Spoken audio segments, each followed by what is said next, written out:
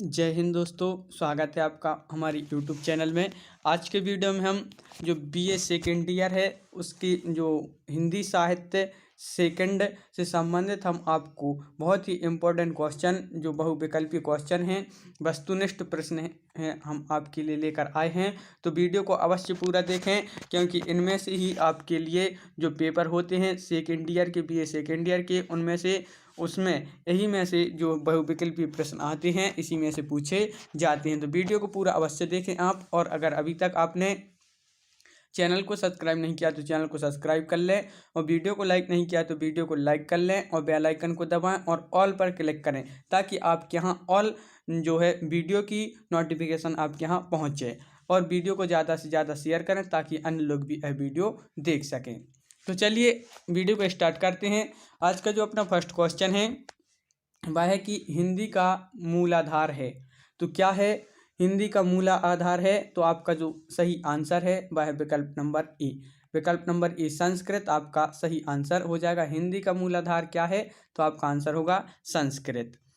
अगला क्वेश्चन है मध्य प्रदेश की सभी बोलियों का सामूहिक नाम है। तो क्या है सामूहिक नाम? मध्य प्रदेश की सभी बोलियों का सामूहिक नाम है। तो आपका जो आंसर होगा वह है हिंदी, यानी कि विकल्प नंबर बी आपका बा, जो विकल्प नंबर बा है आपका सही आंसर हो जाएगा हिंदी।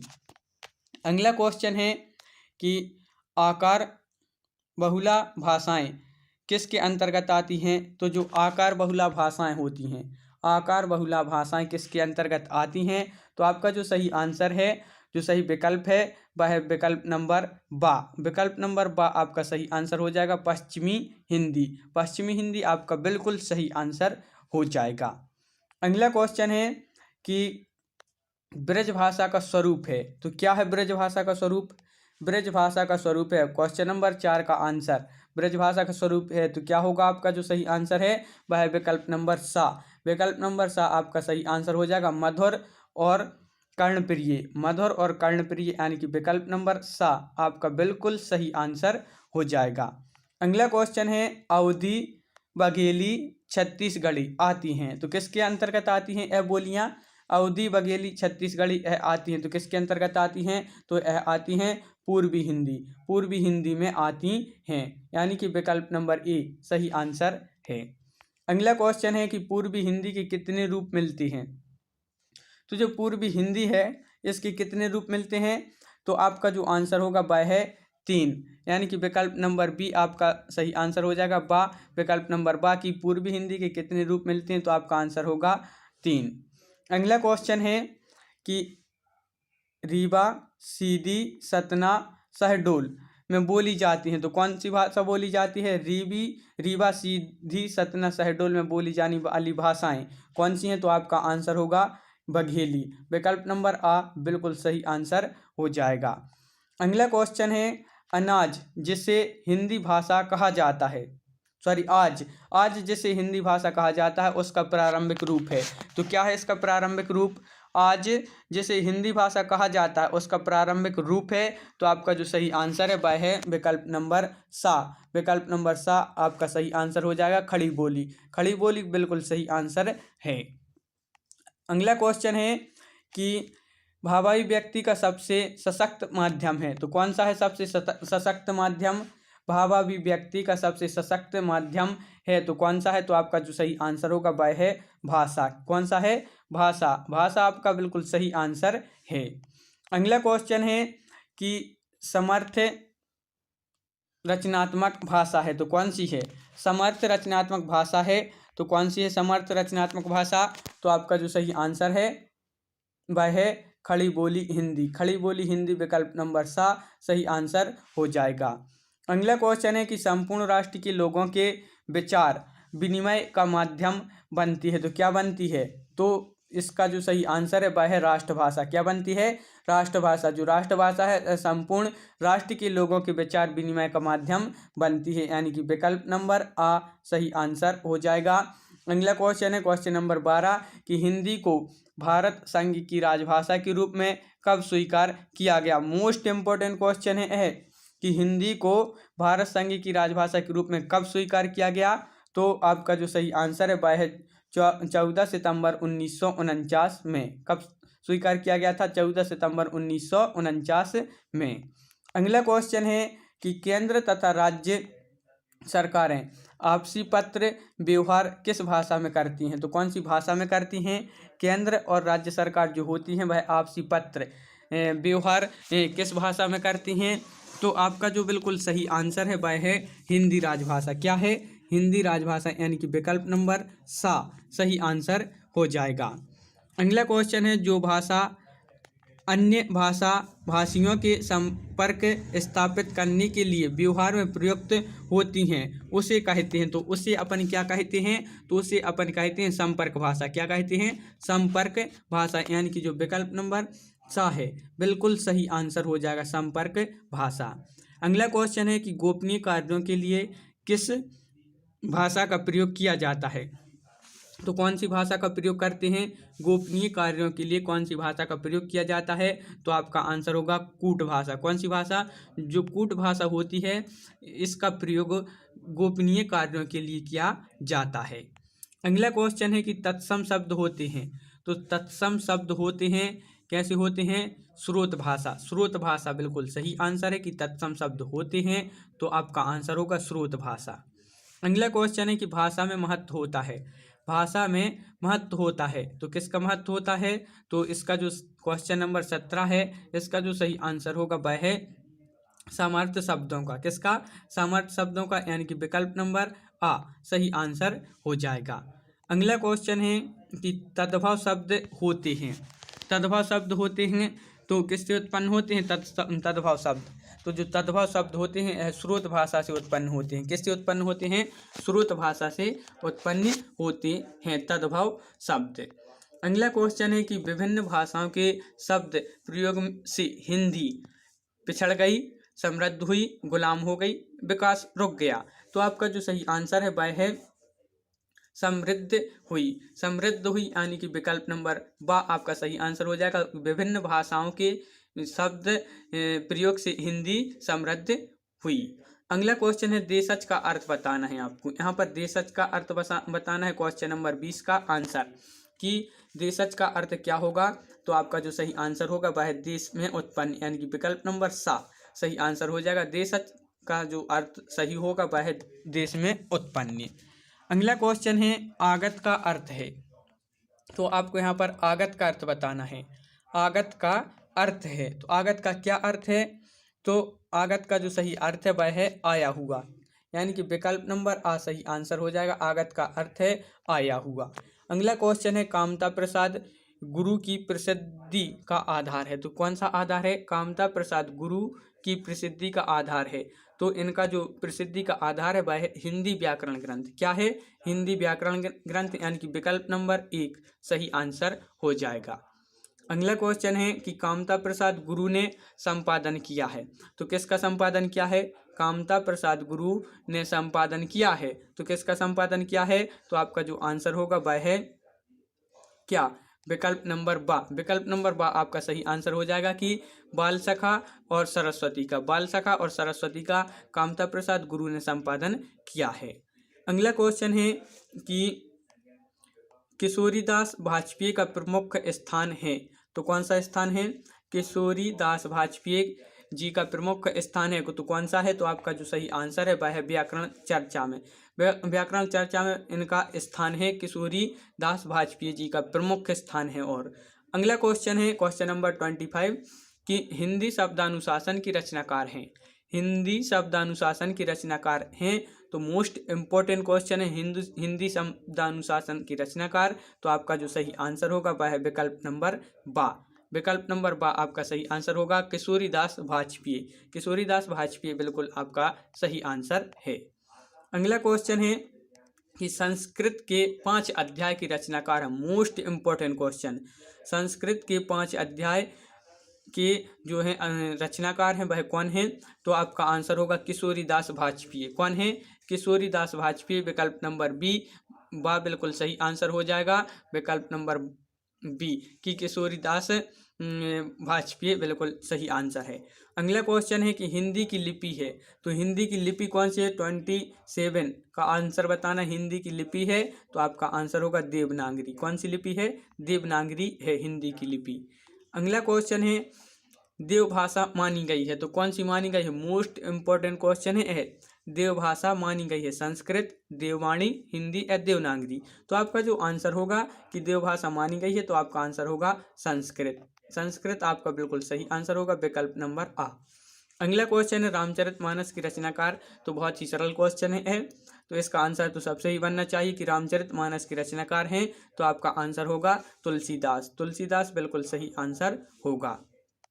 अगला क्वेश्चन है भारत की दक्षिणी भूभाग में मुगलों की शासन सत्ता स्थापित होने के बाद प्रचलित भाषा को कहा गया है, तो जो प्रचलित भाषा है इसको क्या कहा गया है? तो इसको कहा गया है, क्या कहा गया है? दक्षिणी। दक्षिणी इसका बिल्कुल सही आंसर है, विकल्प नंबर द बिल्कुल सही आंसर है।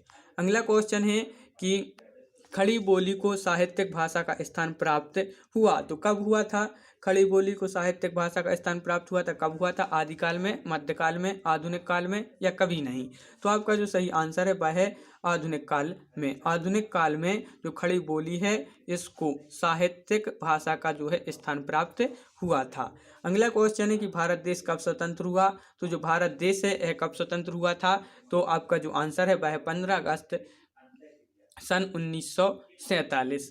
यहाँ पर आपको कंफ्यूज मत होना है, क्योंकि यहाँ पर आपको सन दिया है, नहीं तो आप संवत लगा दें, तो यहाँ पर आपको सन में लगाना कि 15 अगस्त सन 1947 को, तो यानी कि विकल्प नंबर आ आपका बिल्कुल सही आंसर हो जाएगा।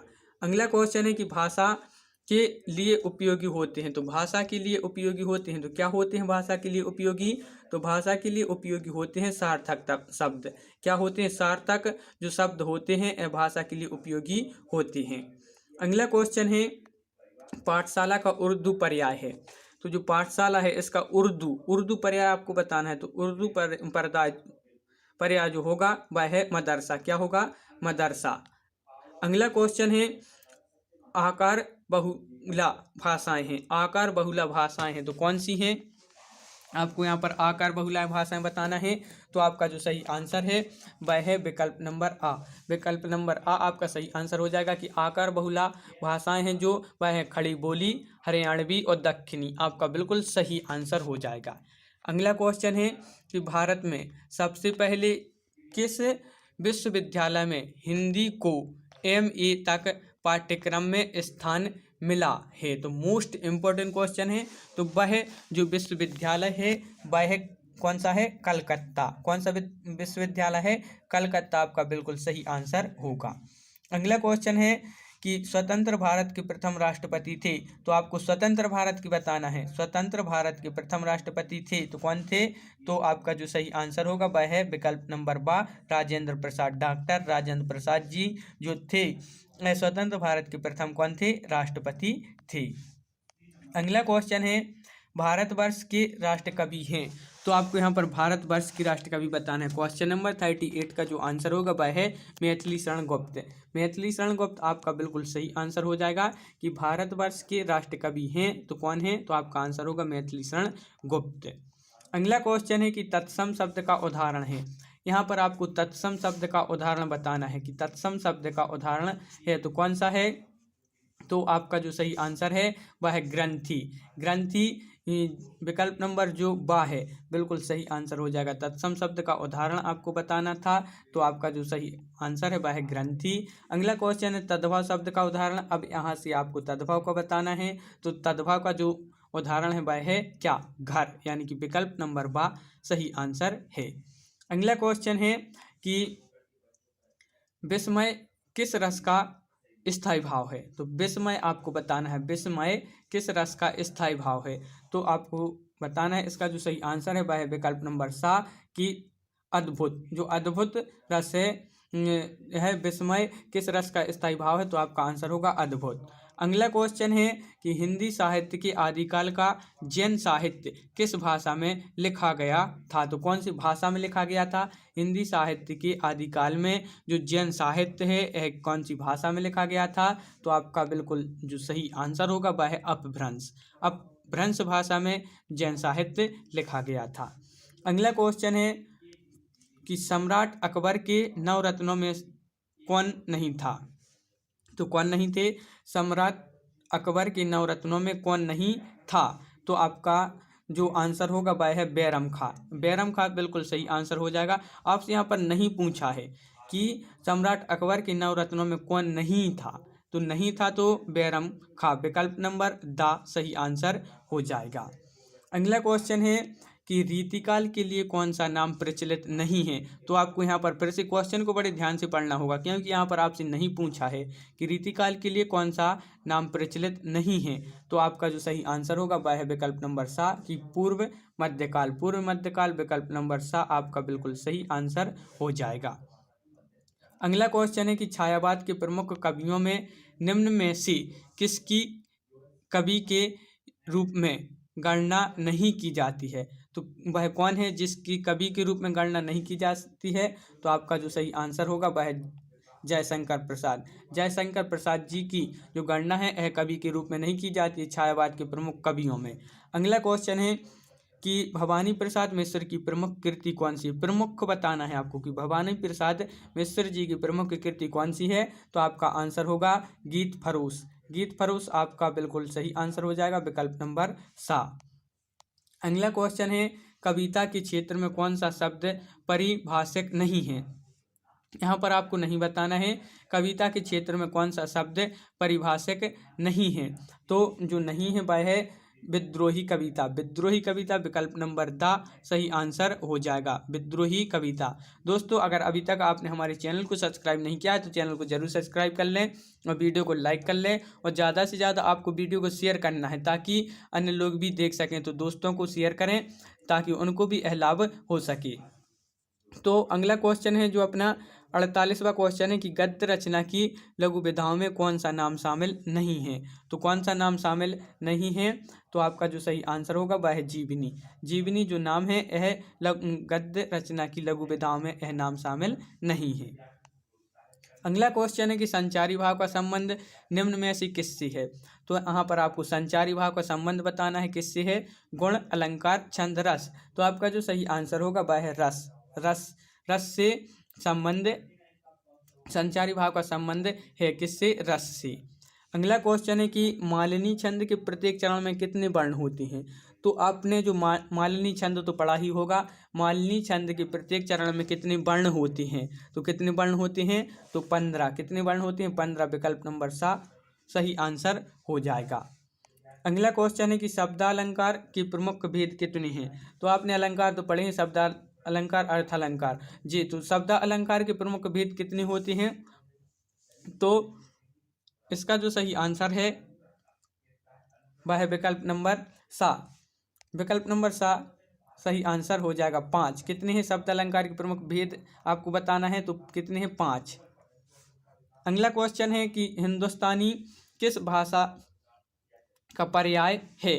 तो हिंदुस्तानी बताना है, हिंदुस्तानी किस भाषा का पर्याय है? तो आपका जो आंसर होगा वह क्या है? तो आपका जो सही आंसर है वह विकल्प नंबर द। हिंदुस्तानी किस भाषा का पर्याय है? तो आपका आंसर होगा हिंदी भाषा का। किसका है? हिंदी भाषा का। विकल्प नंबर द आपका सही आंसर हो जाएगा। अगला क्वेश्चन है वीरगाथा काल के कवियों में कौन सा नाम नहीं है? आपको यहाँ पर नहीं बताना है वीरगाथा काल के कवियों में कौन सा नाम नहीं है। तो आपका जो सही आंसर है वह सूरदास। सूरदास जी वीरगाथा काल के कवियों में नहीं है। अगला क्वेश्चन है कि कबीर किस धारा के प्रवर्तक थे? मोस्ट इंपोर्टेंट क्वेश्चन है। कबीरदास जी जो थे यह कौन सी धारा के प्रवर्तक थे? तो आपका जो सही आंसर होगा वह ज्ञान मार्ग की धारा। कौन सी? ज्ञान मार्ग की धारा, यानी कि विकल्प नंबर जो आपका बा होगा इसका सही आंसर होगा विकल्प नंबर बा आपका सही आंसर है ज्ञान मार्गी धारा। अगला क्वेश्चन है कि सूक्ष्म के प्रति स्थूल के प्रति सूक्ष्म के विद्रोह को क्या कहा गया है? तो क्या कहा गया है? रहस्यवाद कहा गया है। क्या कहा गया है? स्थूल के प्रति सूक्ष्म के विद्रोह को क्या कहा गया है? तो इसको कहा गया है रहस्यवाद। रहस्यवाद विकल्प नंबर ए बिल्कुल सही आंसर हो जाएगा।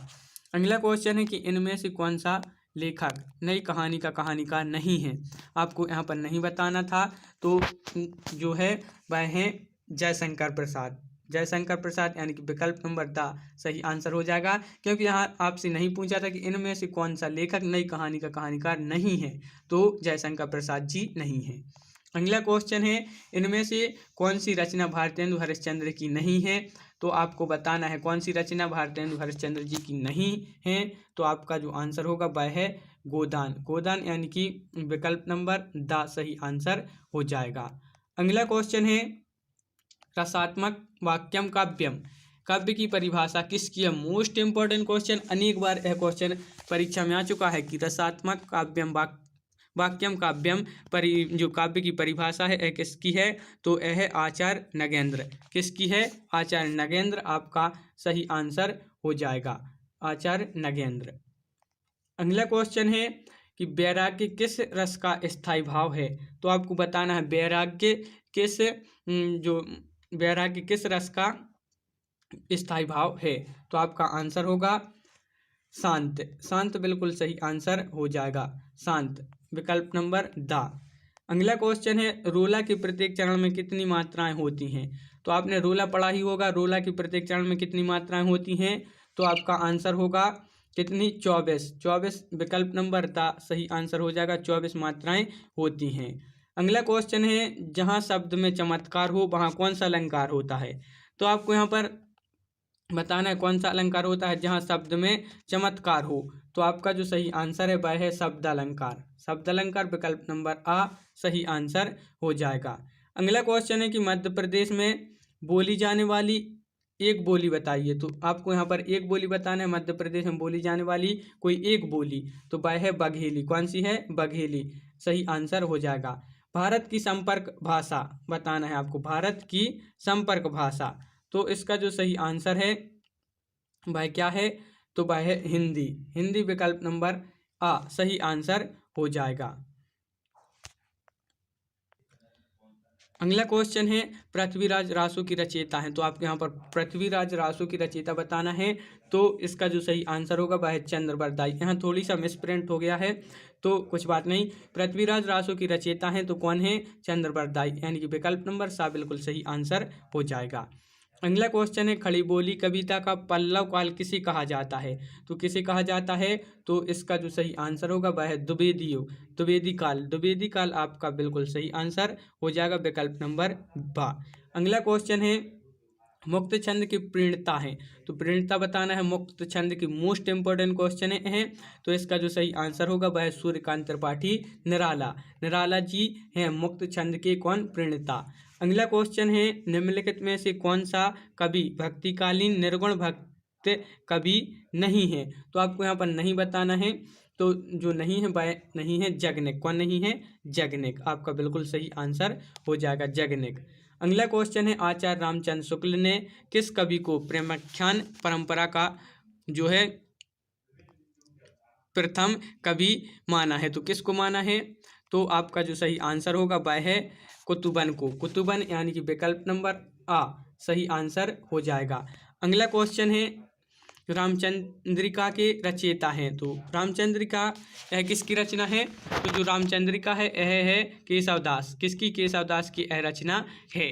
अगला क्वेश्चन है हिंदी का प्रथम मौलिक उपन्यास किसे माना जाता है? मोस्ट इंपोर्टेंट क्वेश्चन, IMP लगा लीजिए। तो क्या होगा इसका सही आंसर? हिंदी का प्रथम मौलिक उपन्यास किसे माना जाता है? तो आपका जो सही आंसर होगा वह है विकल्प नंबर बा परीक्षा गुरु। परीक्षा गुरु बिल्कुल सही आंसर है। अगला क्वेश्चन है हिंदी साहित्य के इतिहास में मध्यकाल का समय माना जाता है। तो आपको यहाँ पर मध्यकाल का समय बताना है। हिंदी साहित्य के इतिहास में मध्यकाल का समय माना जाता है, तो वह माना जाता है विकल्प नंबर ए सही आंसर हो जाएगा, संवत 1375 से 1900 तक। बिल्कुल सही आंसर है विकल्प नंबर आ। अगला क्वेश्चन है कि पूर्व मध्यकाल या भक्तिकाल का समय माना जाता है, तो कौन सा माना जाता है? पूर्व मध्यकाल या भक्तिकाल का जो समय माना जाता है वह माना जाता है संवत 1375 से 1700 तक। कौन सा माना जाता है? विकल्प नंबर द आपका बिल्कुल सही आंसर हो जाएगा। 1375 से 1700 तक पूर्व मध्यकाल या भक्तिकाल का समय माना जाता है। आपसे यहाँ पर एक क्वेश्चन और बनता है कि पूर्व मध्यकाल को अन्य किस नाम से जाना जाता है, तो आपका आंसर क्या होगा? पूर्व मध्यकाल को अन्य किस नाम से जाना जाता है, तो आपका आंसर जो होगा वह भक्तिकाल, भक्तिकाल के नाम से भी जाना जाता है। अगला क्वेश्चन है उत्तर मध्यकाल या रीतिकाल माना जाता है, तो इसका कब से कब तक माना जाता है उत्तर मध्यकाल या रीतिकाल का? तो इसका जो माना जाता है वह माना जाता है 1700 से 1900 तक। 1700 से 1900 तक, यानी कि विकल्प नंबर जो बा है बिल्कुल सही आंसर हो जाएगा। संवत 1700 से 1900 बिल्कुल सही आंसर है। अगला क्वेश्चन है कि भक्तिकाल के प्रतिनिधि कवि हैं। भक्तिकाल के प्रतिनिधि कवि बताना है आपको। भक्तिकाल के जो प्रतिनिधि कवि हैं वह कौन कौन हैं?